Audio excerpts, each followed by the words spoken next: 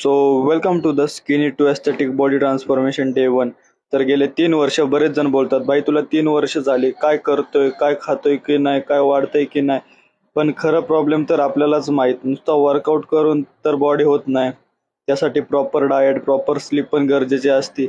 आणि पहिली गोष्ट तर आपण बिलॉंग करतो मिडल क्लास फॅमिलीमधून, तर आपला बजेटचा इश्यू असतो. एवढे पैसे तर आपण डाएटवर खर्च नाही करू शकत. त्यासाठी आपल्या स्वतःलाच काहीतरी काम करावे लागणार. सो हे सगळं नंतर डिस्कस करू. डे 1 आज आपण लेग पासून सुरुवात करणार आहे.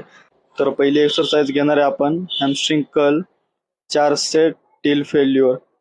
प्रत्येक एक्सरसाइजचे आपण 4 सेट घेणार आहे. हॅमस्ट्रिंग कर्लनेच एवढा घाम काढला होता तर लक्षात आलं अजून तर स्क्वॉट पण बाकी आहेत. मग काय घेतलं स्क्वॉट मारायला. नुसता वेट मारून फायदा नाही, कंट्रोल ठेवून मारला तर फायदा आहे. Next exercise lunges. अंगात जीव तर राहिला नाही पण काय करावं तर लागणारच होतं. Next exercise leg extension 4 set 10 repetition and 5 hold repetition.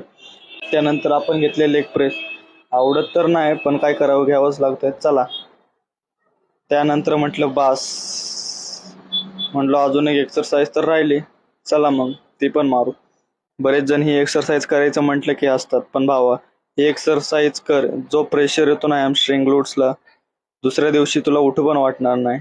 तर चला मित्रांनो, ही आपली आहे लेगची कंडिशन लेग वर्कआउट नंतर. तर भेटूया परत अशाच एका व्हिडिओ सोबत. थँक्यू.